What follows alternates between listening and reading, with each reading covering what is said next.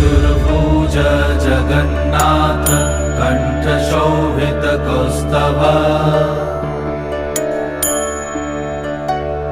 पद्मनाभ वेदगर्भ चन्द्रसूर्यविलकरा जगन्नाथ लोकनाथ नीलाद्रीश परहरि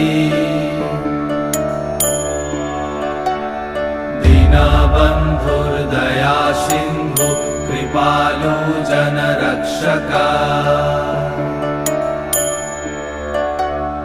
कम्बुपाणि चक्रपाणि पद्मनाभ नरत्तम् जगत्तं पालको व्यापी सर्वव्यापी सुरेश्वर